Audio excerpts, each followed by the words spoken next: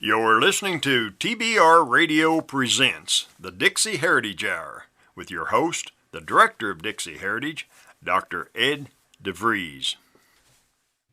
Today is Thursday, December 27th, and I am in the studio recording what will be tomorrow's, Friday, December 28th, TBR Radio Presents, the Dixie Heritage Hour.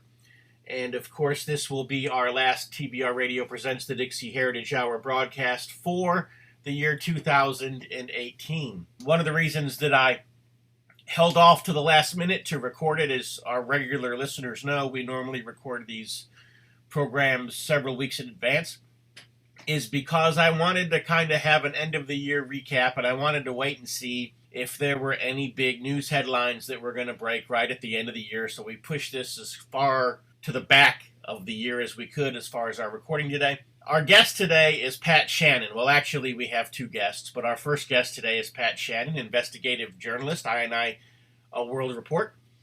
And Pat has broken some of the biggest stories through the years, and of course, he's also uncovered a lot of the stories that the mainstream media is just afraid to touch, and you'll figure out why as he kind of interjects some things into some of the headlines, and you'll realize why the mainstream media has been afraid to touch a lot of the stuff that Pat has unearthed over the years. What I did is I called Pat today and I said, Pat, let's talk about the big headlines of the year and maybe even give us some predictions of what's going to happen next year. And so that's what Pat and I do. We cover some interesting news stories. And then after that, I picked up the phone again and I called my good friend Paul Blair. Of course, you remember Paul's been on the show here a couple times this year. Paul had played for the Bears back in the 80s, back when they were that Super Bowl shuffle dominating defense. He was one of the integral members of that defense. He was a defensive lineman. He was the one who set things up for the names that we remember to be able to do the things that they did on the field. And so I called Paul today. He's recovering from shoulder surgery. He's at his home in Oklahoma. And I just asked him what his predictions were for the Super Bowl. And he's going to share those with us at the end of the broadcast as well. And so without any further ado, let's go into our phone call with Pat Shannan. No, before we do that, though, let me say this. For those of you who are watching on the internet or watching the stream through the internet website there, you'll see that we've totally changed our show graphics. We're going to have all brand new show graphics for 2019. We're going to take the Dixie Heritage Hour and we're going to crank it up a notch next year. And with that said, let's go into our interview with Pat Shannan. I don't know any more than anybody else what's coming down. I think that Trump is playing possum, and I just, I think he's throwing red herrings all around. But who knows what's going to happen? We know the dollar's got to collapse. That's inevitable. So what the heck? Is he going to replace the Fed with gold money? I don't know.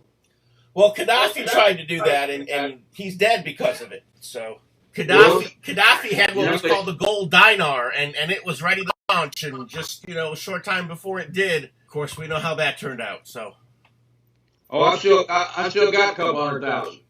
Okay, I know the stock market. Of course, today's Thursday, and we're recording on Thursday, and so yesterday was Wednesday, the day after Christmas, and the stock market had its biggest day in the history of the stock market, right after what appeared to be, a tanking stock market. So what do you think? You think next year's stock market's going to go ahead and crash, or do you think that the stock market's going to get big again next year? Well, yesterday's event was just as contrived as a suppression of gold and silver has been over the decades. That was a planned event. They can manipulate any of that anytime they want. Well, I've got a neighbor who for years worked on the stock exchange. And now he's retired here in Florida, and he lives down the street from me and owns several of the houses in our neighborhood. And he rents them out. And he told me that the reason he's in real estate and not in the stock market is because, having worked on the exchange for 30 years, he would never put his money into stocks. Well, along those lines on that subject, a few years ago I was talking to my close and trusted friend who's been a gold and silver broker for 40 odd years. That's the only thing he's ever done since he got out of college. And he's been on the international board. He knows more about the wheelings and dealings that go on there. I had discovered this about 10 years ago, I guess, when it was starting to hit the fan about some of those biggies on Wall Street selling. They had like 100 times more silver and gold certificates, paper out there than they could possibly deliver. I said to him, Tom, how do they continue to get away with this? What if somebody hard-headed as I comes along and says, look, you owe me this, the delivery day was yesterday, let's get on with it. And how do they get away with not delivering? You never guess what he told me. He says they pay it off with more cash. They create the paper out of nothing, and they say, okay, well, we're sorry about that, but here, for the 30,000 you put up, here's 130. And seems to satisfy them because it's the only choice they have, and they take it. And I mean, I learned about a year ago from the same source that there's like 300 times now out there. Paper, undeliverable paper, supposedly certificates for gold and silver that can never be delivered. You know, I knew there was a fix in there somewhere.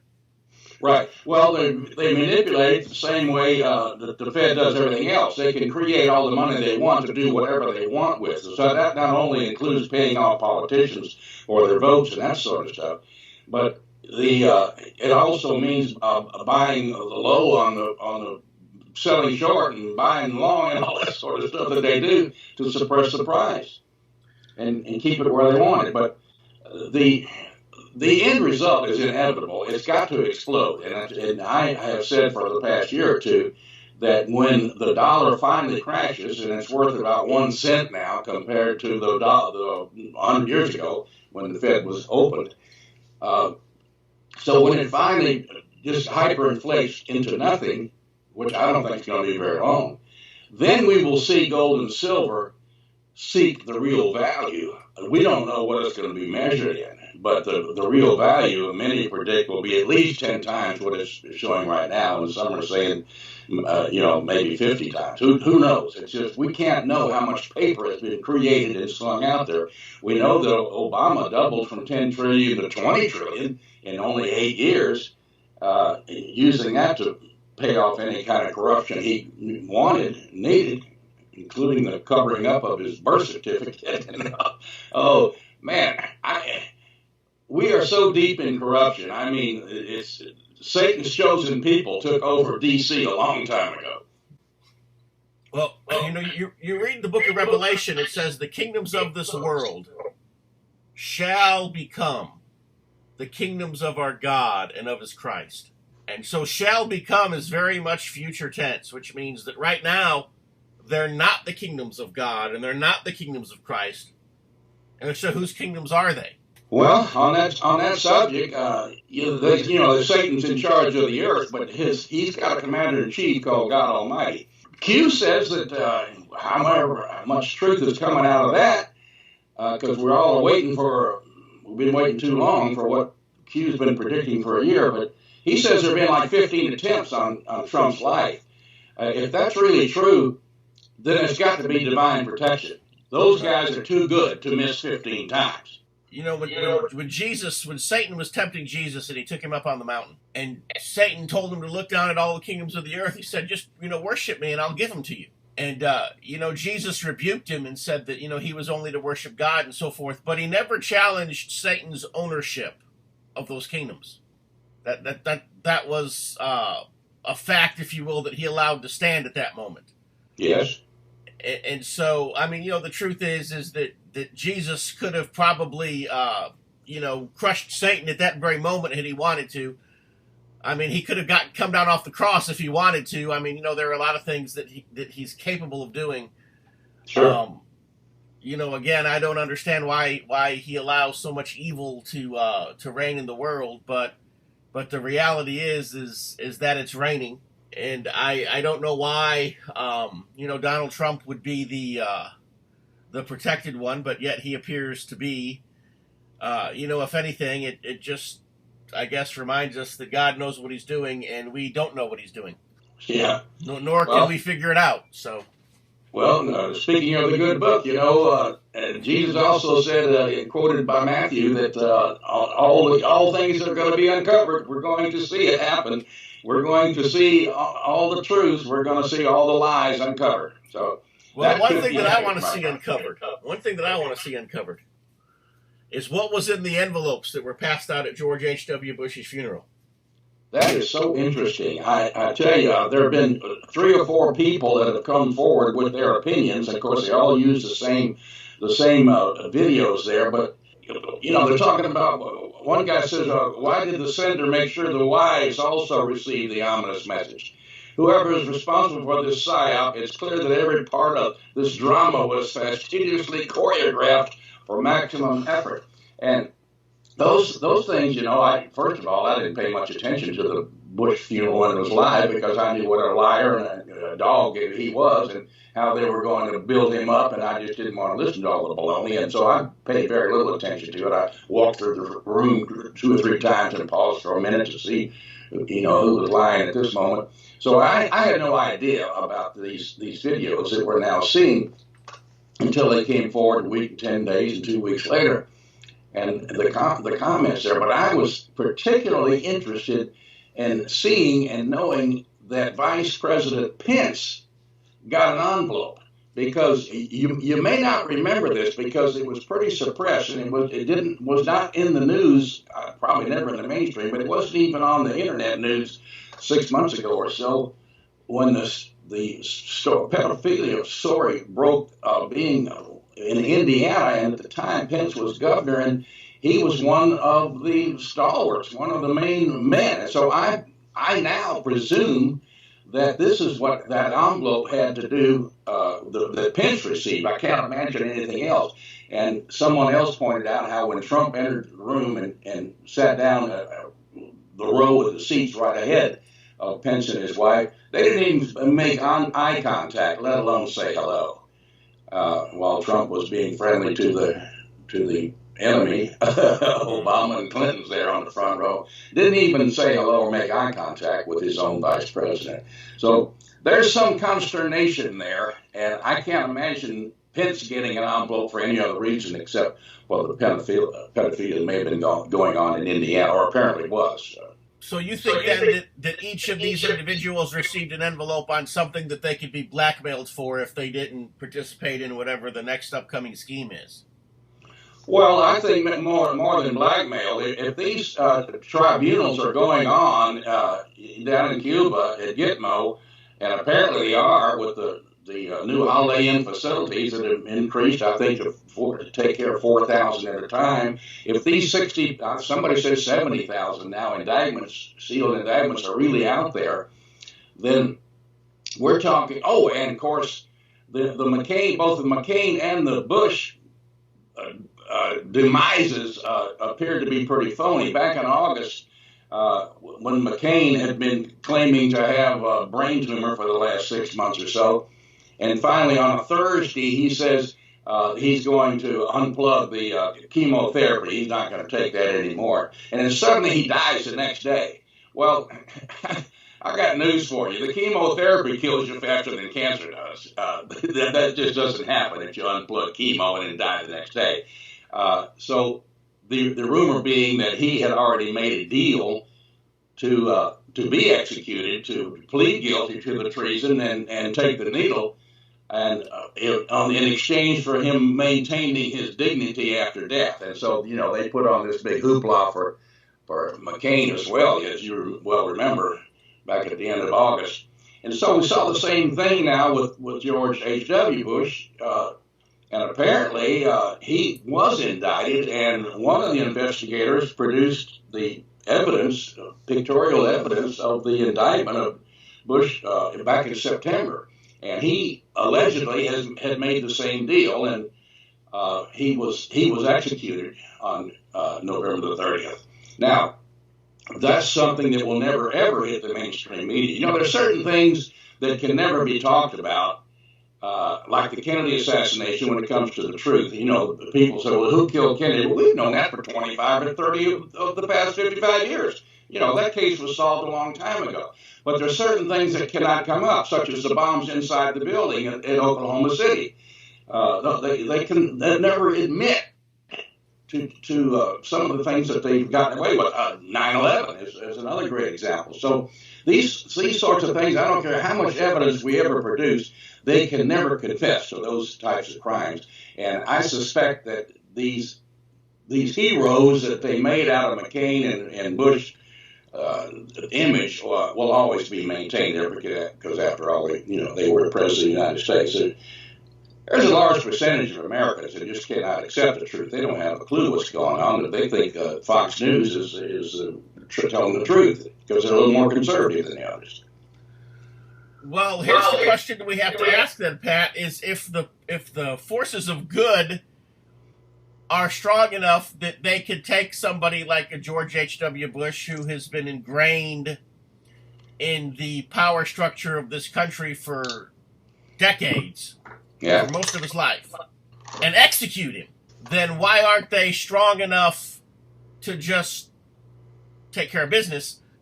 And if he was executed by the evil forces for which he has been working all these years, well, that just opens up a whole other boatload of questions. Who's to say they are not? There were a couple of Secret Service agents standing behind Little George at the funeral, and he shows that note to Laura, and she has a look of panic on her face and turns around and shows it to Brother Jeb, and then apparently says something to him. Now, one writer was speculating that those Secret Service agents standing behind Bush actually exited with him and left. And Bush may have been telling Laura, or the note that he wrote there might have said, I'm under arrest, or it had to be something very, very brief, because neither looked at it very long to get the message and to be shocked. But maybe, as one person pointed out, why could this not wait until he was in the limousine with the darkened windows and to show this wife what the deal is?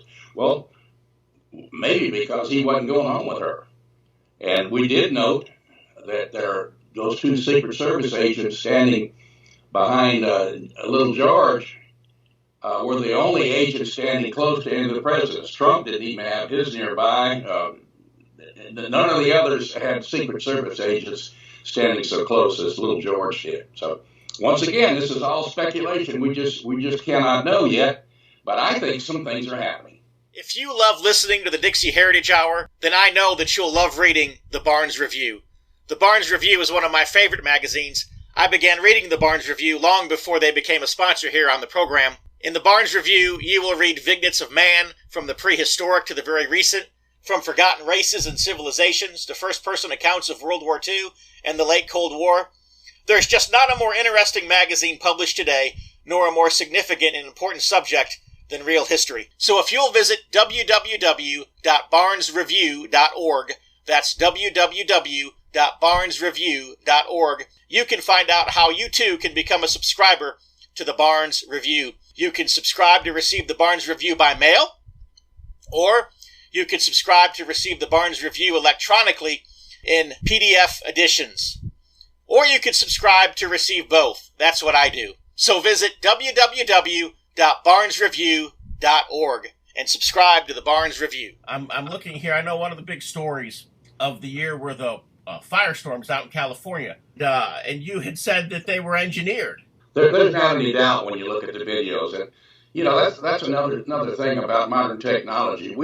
It's so much easier to educate the public on what's really going on behind the scenes because of the internet and YouTube and what's happened in the last decade here in the country. People pay more attention to their news on their computer than they do on the TV anymore. I mean, people such as you and I, the true seekers. But I think true seekers are multiplying all the time. There are more and more of us that want to know the truth. Those energy weapons that were later proven to be, what was the woman's name? Dr. Judy, what was her name? Judy Wood, that did the video on those high energy weapons being used at 911. Well, actually, I didn't see them because I thought I knew everything there was to know about 911 until a couple of years ago. But I didn't really pay attention to what the work that she had done at showing the the demolition of the Trade Center, there were steel metal beams that were actually melting and disappearing and dissipating and evaporating in midair from the time they left 90 stories up or 70 stories up before they hit the ground. And this, as I say, I didn't pay much attention or enough attention to that. I thought I was buying the government story of the explosions inside the building, and you can see it blowing out. Now, here come the California fires earlier this year, and we see homes completely destroyed. There's nothing but a foundation there, and yet the trees are still standing around those homes. The homes were microwaved from the inside out. A microwave oven cooks from the inside out. That's what happened with these homes, and these are high energy weapons that are able to do this. Now, with this kind of tool, with the enemy controlling it, you and I, we're pretty much helpless. But if you look at the pictures, the INIWorldReport.com is a good place to see them because I posted a lot of them there. But I didn't take them. I just picked them up from other people who were on the scene and investigating. I can't take any credit for discovering it, but I would like for the truth to be known. And as long as that mainstream media is controlled the way it is, the American people will continue to believe that the town of Paradise, California, just evaporated, just burned up. The whole darn town burned down, which is, they can sell us anything with that power of that TV news. Trees, also, you got pictures of lots of big California redwood trees that are burned from the inside out. The trunks are burning up to 10, 20, 30 feet high on the trunk. And the fire's on the inside of the trunk, not on the outside. So you're saying then that these California wildfires and 9/11 were very much linked? Yes. Well, I think the same high-energy weapons were used. CIA has always had stuff, years before we ever knew about it. Like the MK Ultra mind control thing. That was going on in the 1950s. We didn't hear about it until, 80s? 90s? Another thing that was reported was that General Mattis, of course, that General Mattis was a big news headline this year. The thing that I find interesting is that the news media is all over Trump because he fired General Mattis. But Obama fired General Mattis, and they thought it was the greatest thing. That's right. I know. In fact, Trump made fun of that himself in recent tweets, how ridiculously the whole thing is. But we have to understand, too, there are lots of rhinos in there that they don't like Trump any more than the Democrats do. And I was telling somebody just in the last week that, it's not the Democrats hate Trump. They hate the fact that this faction has upset their apple cart. And it's the same with the rhinos. So I don't think Trump really believes that even though the Democratic controlled House is coming in next month, indeed, they're going to try to impeach him. I don't think Trump really believes, as he has said, that the Republican-controlled Senate will stop that, because he knows better. There's plenty of rhinos in there that will be turncoats in a moment. And once again, they don't hate Trump as a person, but they hate what has happened, what he has done to their little party. And I'm not talking about political party. Corruption that's been going on both sides. And of course, you and I have heard the term Republicrats for the last few decades because, as George Wallace said 50 years ago, there's not a dime for the difference between the Republicans and the Democrats at the national level. So I don't think Trump really, truly believes that the Republican-controlled Senate will save him. There's too many turncoats in there. Therefore, if I were in Trump's position and felt like I just said I believe he feels, then there needs to be some arrests coming down here for all this vote fraud that went on in the last couple of months, because there are several illegally elected Democrats in Florida and I forget the other states, California and elsewhere, that should not be seated, not any more than Obama should have been seated as a president.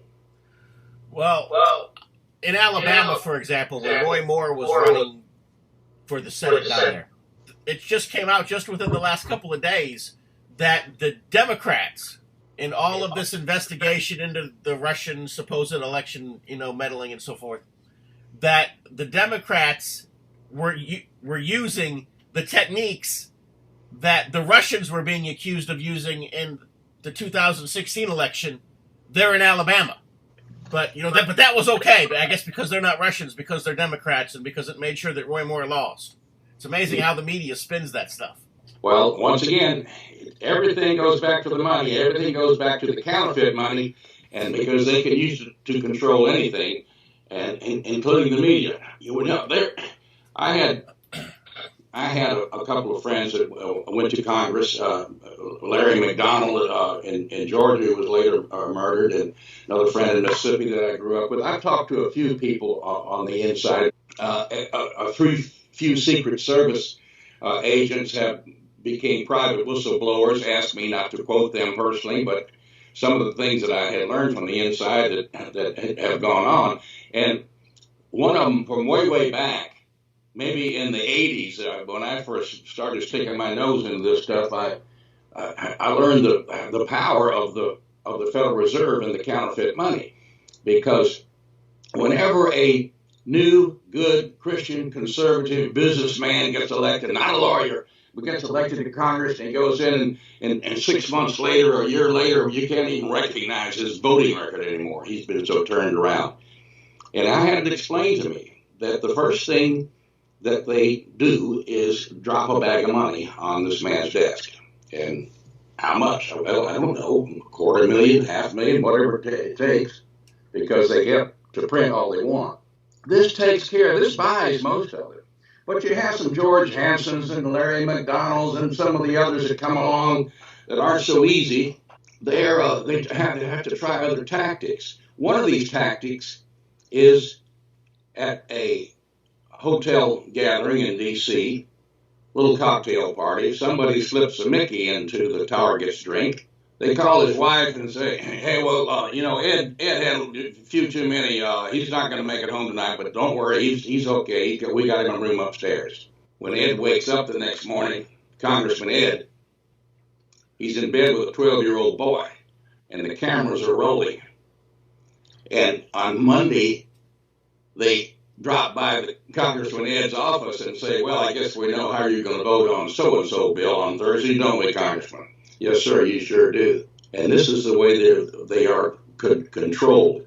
And, of course, those that they can't get to that way, a few of them have to be taken out in a plane crash or poisoned or whatever.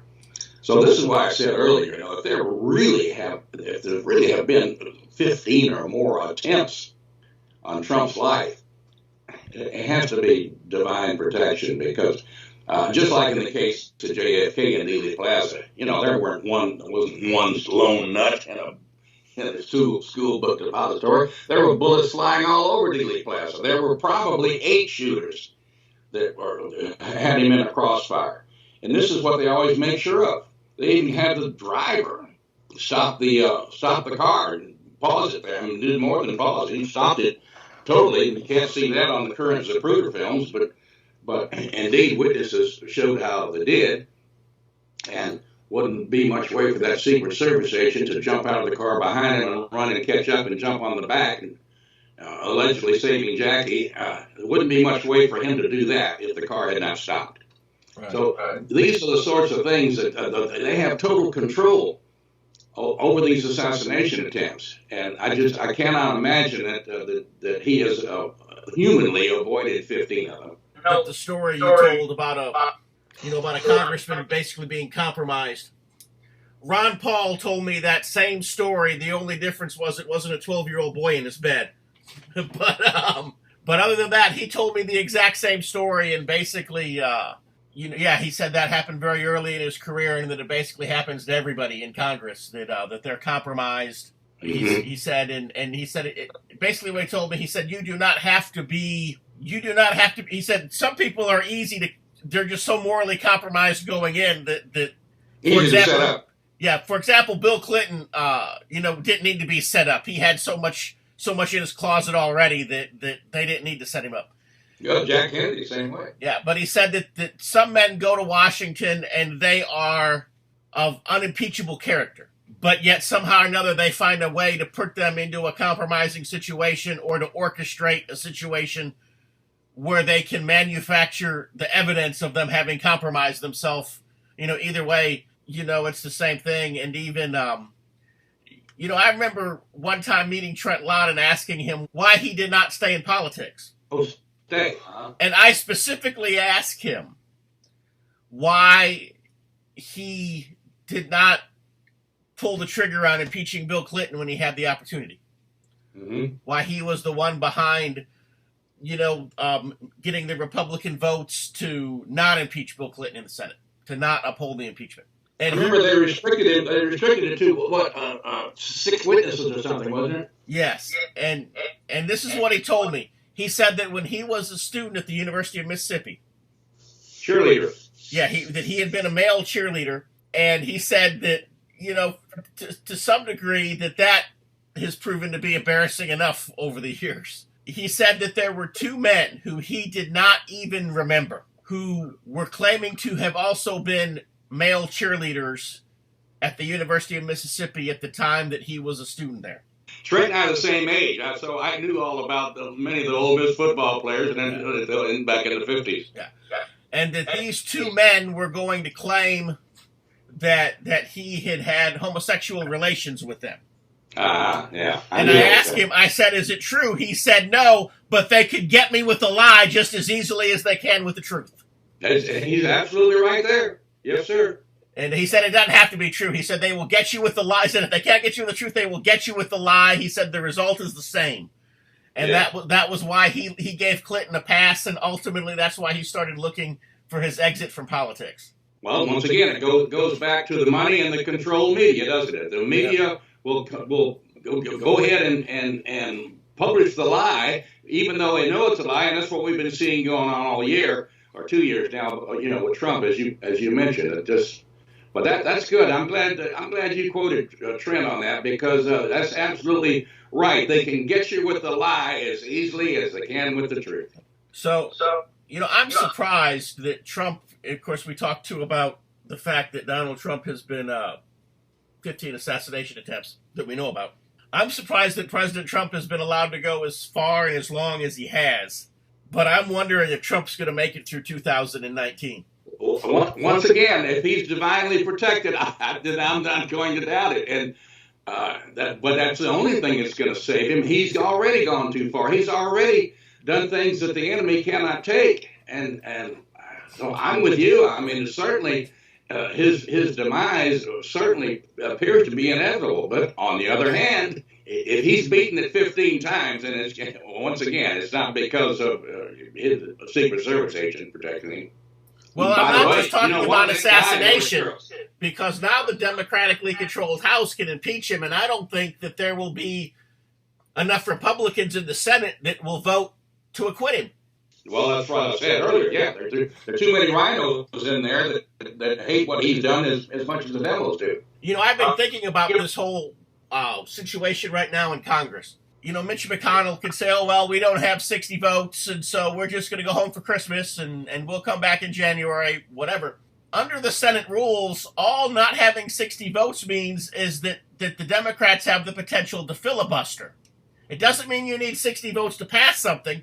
It just means you need 60 votes, or else, the Democrats have to filibuster, which, of course, means that they have to speak continuously from the floor. I don't know why McConnell didn't just say, well, okay, you want a filibuster? Let's have a filibuster. I mean, actually make them do it. Don't let them go home for Christmas because they say they're not going to vote for something. I mean, make them stay there. Make them stand there and talk continuously. Yeah. Well, McConnell, he's been a rhino. He's been very suspect for a long, long time. I would call him a Republican also. So that's probably why he did it. It was behind the closed doors meetings that go on, and this is what they decided. But, Trump is saying that he'll keep the government shut down until they vote to give him that wall. Well, that's another thing about the lying media. They want to make a big thing out of this. You and I know that the government totally being shut down would be, the federal government that is, would be a blessing. We don't need them. Uh-huh. Now, the socialists do, the ones that are, drawing welfare and this sort of stuff, but that's been preserved. I caught the announcement yesterday of all the things that are going to continue on, like Social Security checks and that sort of stuff. So it's not any big deal that the government is being shut down, like the way the media want us to think it is. Oh, did you hear that the Congress passed whatever to declare Muller an essential servant of the government so that his investigation wouldn't be shut down during the shutdown? Yeah, there you go. See, that's what we're talking about when, so much has been going on the past couple of decades that we just had no idea that we were being captured. We're already captured. Trump's trying to get us out of jail. So do you think that he's going to have any success with this, or do you think that this is just going to ultimately be the beginning of the end? That's a very, very good question. I have to I have to believe that we will be divinely protected. And so Trump just may be the tool. But on the other hand, why would God want to save this nasty country? Well, that's the question I always ask myself. We assume that God's going to because he always has, but that's the question I ask is why would he want to? Yeah.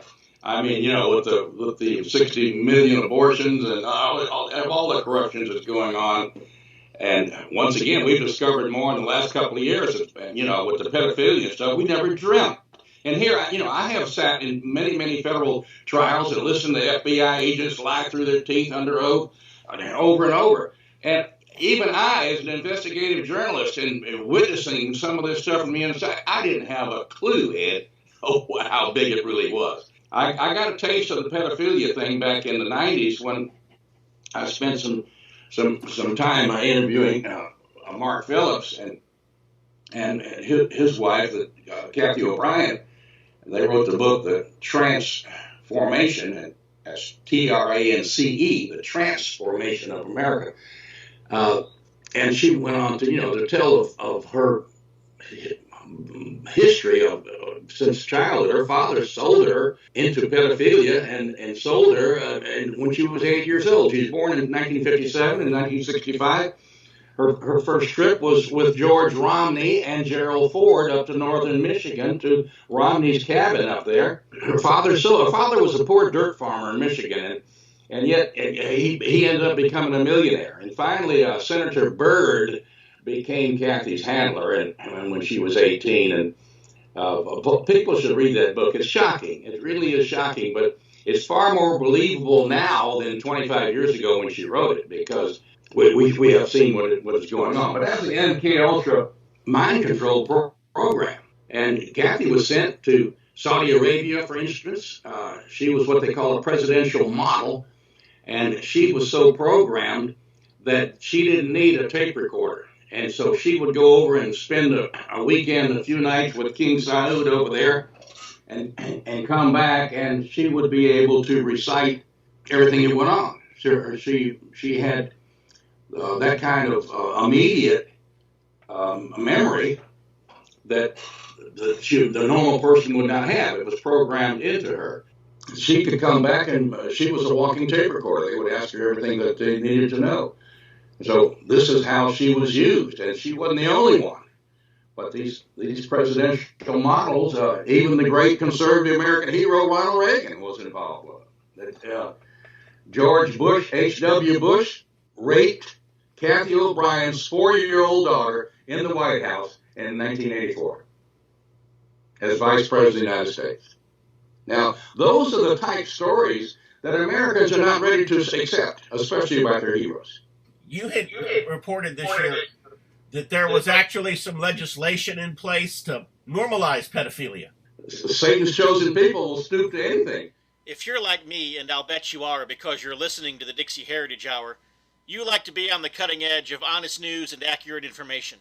26 times a year, the American Free Press newspaper can be delivered to your door, packed with the kind of uncensored news that I know you're going to appreciate. If you're ever dissatisfied with your subscription to the American Free Press, Their guarantee is that you just drop them an email and they will gladly refund the unused portion of your subscription. So what are you waiting for? Visit www.americanfreepress.net. I was excited when Jeff Sessions was basically shown the door and wondered why that didn't happen a lot sooner. Yeah, me too. But, you know, I'm suspicious of anything that was associated with either of the Bush administrations. Why Bill Barr? Yeah, we can do appointment. Yeah, I don't know. That's strange. I suspect once again that the power behind the throne is directing Trump on what to do. Back in 16, when the Republican convention was going on and Trump was nominated, I said I can never prove this, but I'd be willing to bet $5 that Trump never met Governor Pence until after he was nominated, and I imagine him walking in the smoke-filled room and the powers that be introduce him, there's Governor Pence, Mr. Trump, he's going to be your running mate. I don't know that happened, but I can imagine it happening, can't you? Well, I found it interesting that Pence has been so involved in this administration.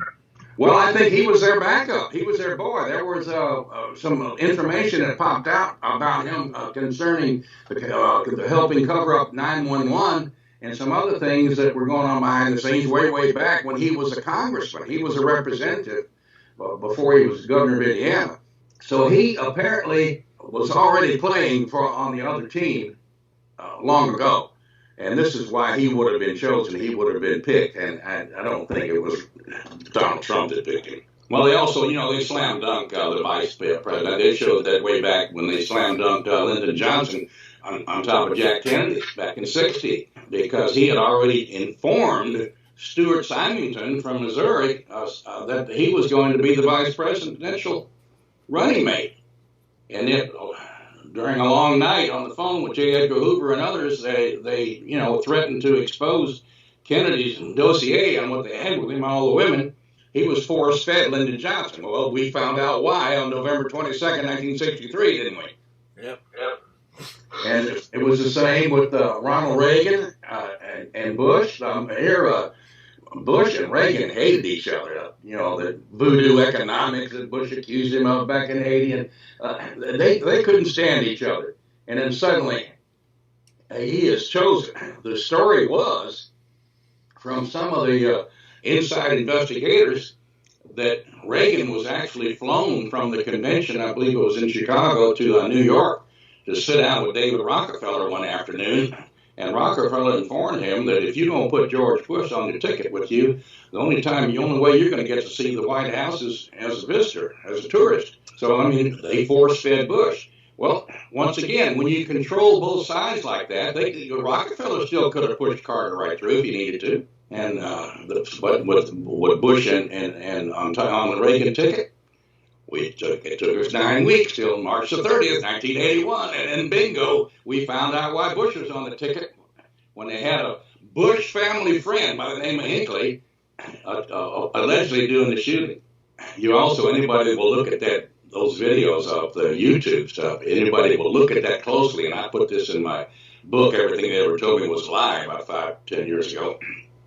But if you look at those videos closely, you'll see that the Secret Service agent, McCarthy was his name, on the left side of your picture of the screen, he's taking one in the gut, facing. How do I make you visualize this without looking at it? But he's facing the opposite direction, and way over on the right side of your screen, at the same time, the camera moves over, and there's the football scrimmage going on with about half a dozen Secret Service agents on top of John Hinckley Jr. There's no way he can even be shooting, and he's already held down when McCarthy takes one in the gut. Probably a rifleman at a rooftop. We're not sure where that shot came from, but it certainly did not come from John Hinckley. Of course, Jack Hinckley, John's senior, was a friend of the Bush family's family. In fact, he had been some kind of ambassador to one of the African countries, I believe. And Scott Hinckley, the older brother, and Neil Bush were friends in Denver, and they actually had a dinner engagement that night. John Chancellor reported on NBC television once. They never reported it again, but he said, what a coincidence. Yeah, great coincidence. That Scott Hinckley and Neil Bush were friends and had a dinner engagement that night in Denver. Well, another thing you'd reported this year was that Hurricane Michael was really a Category 5 superstorm and that it was downgraded so that insurance companies, the politicians actually arranged for the category to be downgraded so that both FEMA and the insurance companies would not have to pay out all of the obligations for the losses. Do you know about HARP? I had read the book, Angels Don't Play This Harp, written about 20-odd years ago. And I found it very interesting. It was a little bit too much high tech for me to appreciate every page, but it was pointing out the control that the government has of weather conditions. And sometime later, maybe close to 10 years later, I believe it was 03 or 04, when you may remember, there were 3 hurricanes in the month of September that came across the Gulf and were headed for Mobile, Panama City, Biloxi area of the Gulf Coast. And one of them, coming across the water, makes an immediate 90-degree turn towards Punta Gorda and wipes out a few trailer parks and heads straight across Florida and goes all the way out and back into the Atlantic. Now, natural hurricanes don't do this, Ed. That's when I became convinced that their talent and their knowledge of this weather control, has really improved since I've read the book Angels Don't Play This Harp. But HARP is an acronym for something HAARP, and it's in Alaska. And Jesse Ventura tried to get in. He made a tour of it. The congressman, Alaskan congressman that went down in the plane crash in '71 with Hale Boggs. I'm trying to call his name, but his son became an acquaintance of mine, and we talked a few times on the phone, and we met in person once at a conference in Phoenix, and he's way up on it. In fact, he's the one that took Jesse to HARP. They got as far as the gate, and of course were chased away, but they made some films from the outside. And this is secret a location and a secret operation as Area 51 is in Nevada. You just can't go there. And so you're saying now that this HARP weather control technology actually has the capability of rerouting a hurricane. Of course, as I understand HARP, it was originally some type of a naval experiment that was supposed to be able to weaponize weather. You broke up. It was supposed to do what? Weaponize weather. Justice Ginsburg supposedly has beat cancer again. Do you think that there'll be another Supreme Court nomination in 2019, or do you think that she will pull out another year? If she's not, then she's going to die. Okay. Yeah, that's what I'm wondering. Can her health hold out? She's just had too many incidents lately. So you had some articles that you posted this year on 5G internet. It's becoming dangerous. In what way? Harms the brain, causes various physical damage. It's just one more thing that is not natural in this world that we were being subjected to. Same with the smart meters that companies are doing. They're putting up on your house allegedly in order to be able to not have to send a workman by or a meter man by to read your meter. They can do it from the street and electronically. Well, the problem is those meters are putting out this radiation and electromagnetic waves and everything else that are causing harm within the home. So Hillary Clinton's Christmas card was a picture of her in the White House. Oh, yeah. So nostalgia, or do we read more into that? I would say wishful thinking, because the only way Hillary Clinton can get back into the White House in 2020 is the same way that Obama, Barry Soetoro did, and that would be with the fake elections. Like, I saw a meme the other day, and the meme said this. It had a picture of Bill Clinton and Bill Cosby, and it said, one of these bills is going to jail. Hint, it will not be Clinton.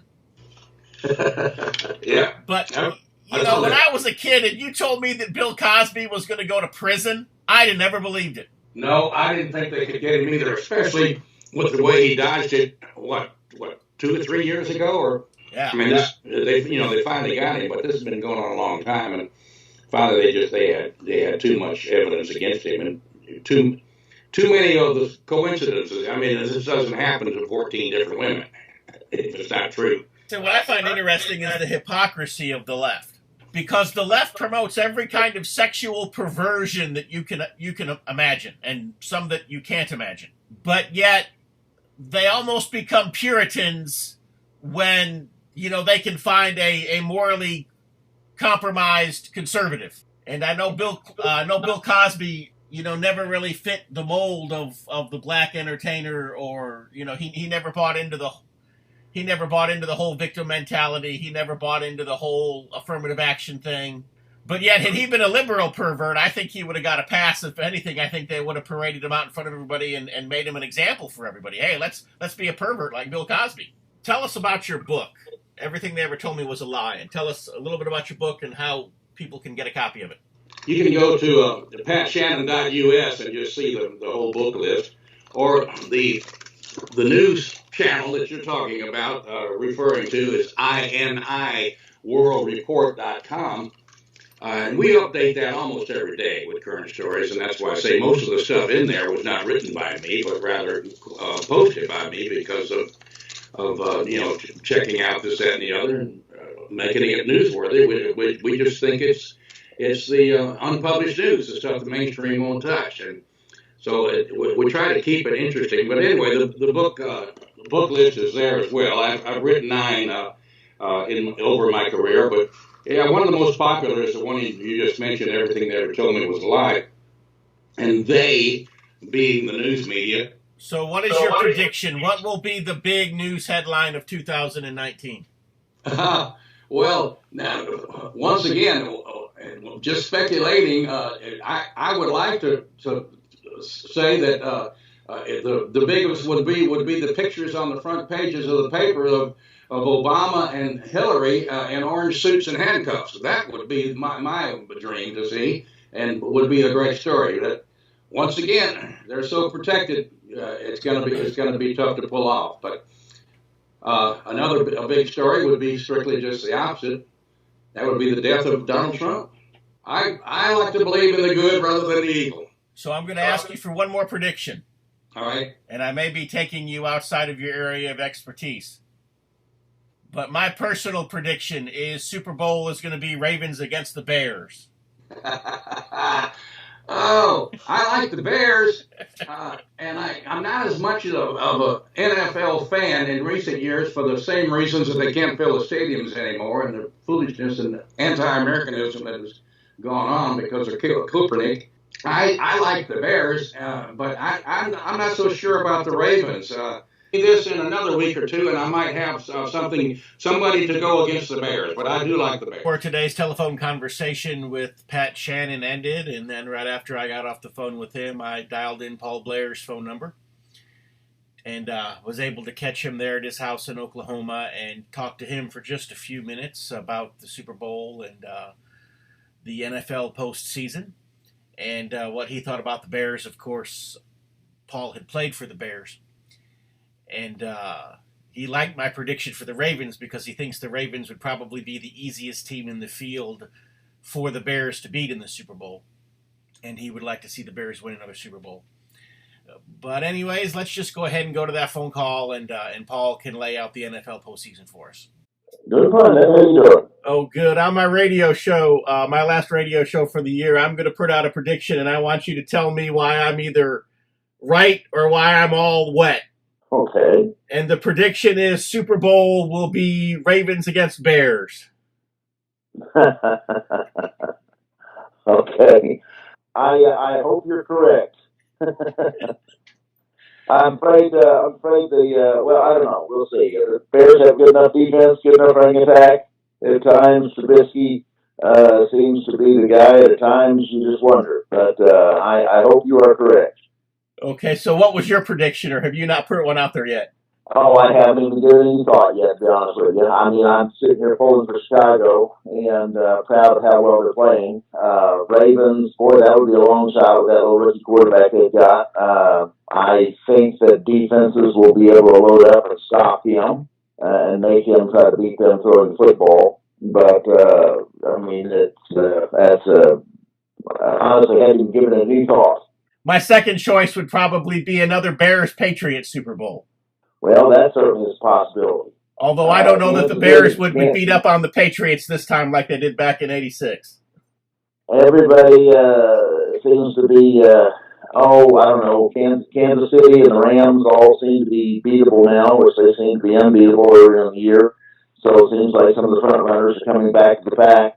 I tell you, I think the biggest challenge is going to be who can go through New Orleans and win in New Orleans. That's one thing that kind of concerns me. I would love to have seen New Orleans get beat this last week because that's a tough place to play. They've got quite a home field advantage and quite a record at home. So that's going to be the tough one to unseat, I'm afraid. I don't follow it closely anymore. You know, I was a ball player, so I had that knowledge, but you know, I don't track these guys like a lot of people do. I'm just a casual fan. I'd say the toughest thing is going to be able to knock New Orleans out since they have home field advantage all the way through. LA's quarterback seems to be struggling a little bit at times. Kansas City seems to have some flaws now that they've lost back-to-back games.